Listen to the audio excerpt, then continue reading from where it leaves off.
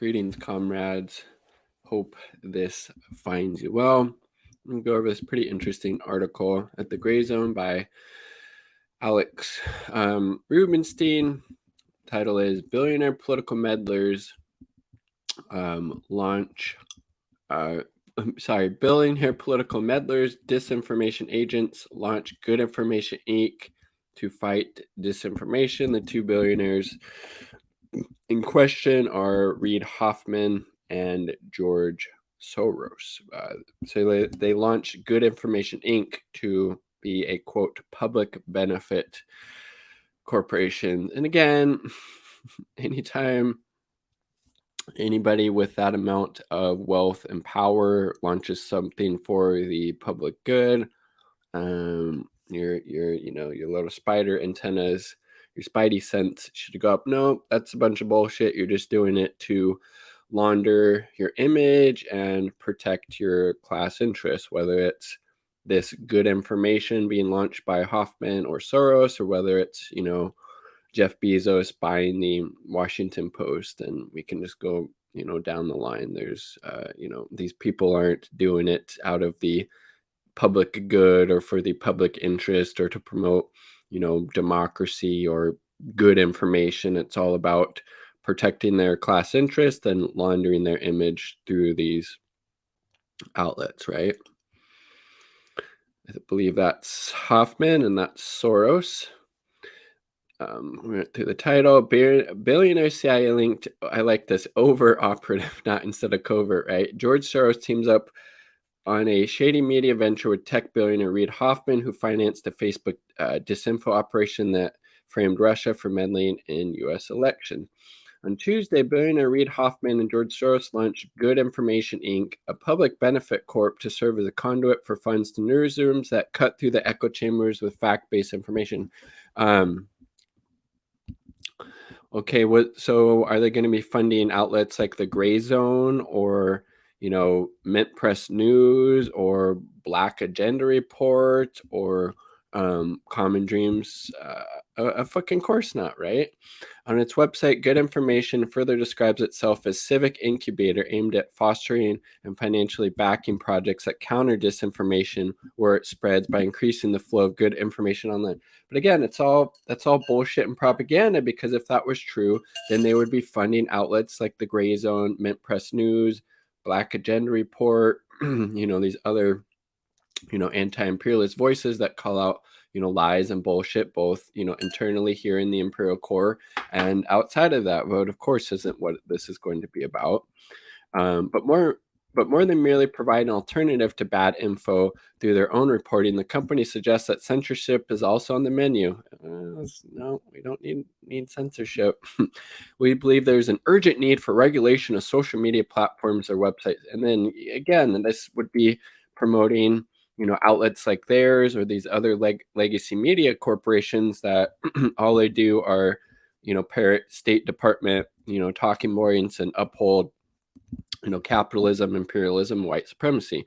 And what exactly is good info? The company provides another clue that the good info resides exclusively on the pages established media outlets with billion-dollar budgets, lamenting on its website that 185 million Americans don't trust traditional media, with good fucking reason. What is it? A handful of media companies control like 80-90% of TV and radio. And you're going to get fed bullshit through that Overton window is very, very fucking small and shrinking each day. It's, right-wing propaganda. It's propaganda that upholds, capitalism, the free market, wars, inequality, etc. No wonder why people don't trust it. It's not serving them. It's not serving their needs, obviously. Billionaire philanthropist Soros has weaponized his vast wealth in support of U.S. foreign policy for decades. He was talking shit about China recently in the summer. Following the collapse of the Soviet Union and later unraveling a socialist bloc in Eastern Europe, the WAPO celebrated Soros as a member of a new network of overt operators supporting pro-democracy activists and media operations in place of and alongside the CIA. Continuing his anti-communist crusade in the 21st century, Soros has sponsored color revolutions and information warfare campaigns against designated U.S. enemies from Hong Kong to Syria to Russia. This summer, here's what we're talking about. Billionaire regime change enthusiast wrote that he considers China President Xi Jinping the most dangerous enemy of open societies in the world. The most dangerous enemy of open societies in the world is by far and away the U.S. fucking empire. Of course, you're not going to hear that type of shit from this good information, are we? Previously, Soros had declared Russian President Putin a bigger threat to Europe's existence than ISIS. Having sponsored activities of the many thousands of pro-US activists abroad, Soros is teaming up on good information with Reid Hoffman, a fellow billionaire with his own track record of political meddling, to train the sites of information operations back on the US. Hoffman was the money man behind Project Birmingham, a covert disinformation campaign devised by tech company called New Knowledge, which aimed to depress voter turnout among Republicans during Alabama's 2017 special Senate election. The operation created a Facebook page for previously unknown Republican candidate and promoted him to the media to divide the GOP. Further, it relied on underhanded tactics, including, in the company's words, orchestrating an elaborate false flag operation that planted the idea that Roy Moore campaign was amplified in social media by Russian botnet.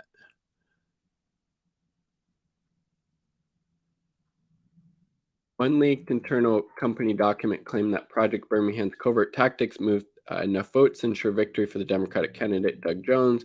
The New York Times reported the funding for this experiment in the Alabama Senate race came from Reid Hoffman. During the 2020 Democratic primary election, Hoffman was at the center of another scandalous election meddling op. As Grey Zone editor Max Blumenthal reported, Hoffman bankrolled a dark money outfit called Acronym, also funded by Soros, which launched a dysfunctional digital vote counting system, Shadow app, that helped upend Bernie Sanders' apparent win in Iowa caucus and helped Buttigieg, right? Thanks to the chaos spawned by the suspiciously glitchy app, establishment favorite, yeah, I was right, Pete Buttigieg, judge, eked out a victory over Sanders 6 days later. Iowa Democratic Party Chair Troy Price resigned after overseeing the payment of $63,000 to Shadow Inc., the maker of the Shadow app, just months prior. It turned out that a young Democratic Party operative named Terry McGowan had not only founded the Hoffman-backed Acronym PAC, she was married to a top Buttigieg advisor. There we go. That's her right there. Of course, she has a blue check. Now McGowan is set to lead the Soros-Hoffman Good Information venture. The Good Information website was launched by Kyle Tharp, another Acronym veteran who boasts that he led all communications for Acronym and its affiliated political action committee, Pacronym, during the 2020 presidential election on his LinkedIn page. Tharp also worked as editor of FWI Media, which is owned by Acronym journalist Ling Fang, has reported.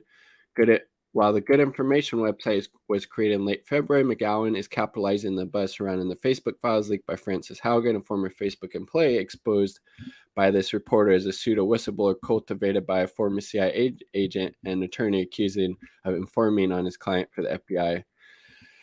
All right, this goes on pretty quite a while, but it's definitely worth a read. So we'll finish it here. Good Information is much more than another partisan op. It is domestic echo of the aggressive information warfare operations that billionaire activists like Soros and Omidyar, the owner of The Intercept, have sponsored abroad, usually alongside U.S. intelligence cutouts in the service of imperial goals, and this time its target is the American public.